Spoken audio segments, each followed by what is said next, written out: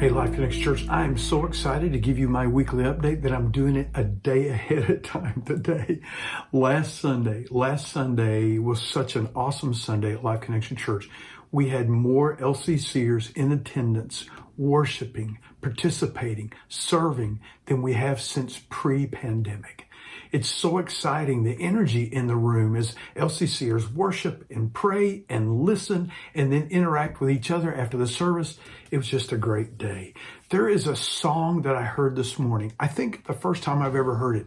It's a song by Hillsong and it's called Awake My Soul.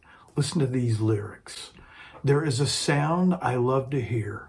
It's the sound of the Savior's robe as he walks into the room where people pray, where we hear praises, he hears faith. See, there's something that happens when you're in a room, worship and praying with other believers that you don't get when you're not together as a community of faith.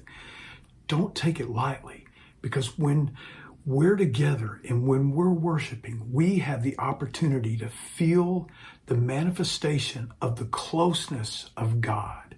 It's just amazing. That's what you feel when you come in and you get into worship and you pray and you focus on what God has to tell you in His Spirit and through His Word. You feel His presence. Well, in 60 AD, there was a 2-year-old church. This is about 30 years or so after Jesus' death and resurrection. There was this 2-year-old Christian church in Colossae that was really getting off track.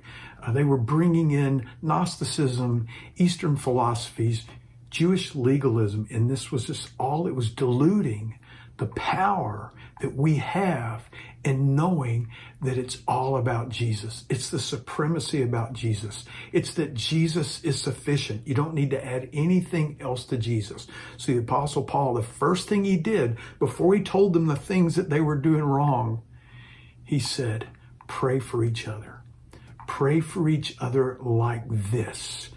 He wasn't praying for their families. He wasn't praying for their sick dog. He wasn't praying for anything except that they get back on track in making Jesus supreme over all.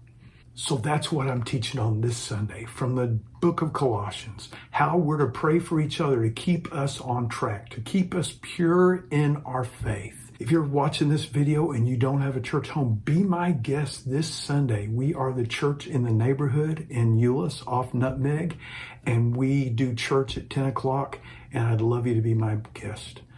God bless.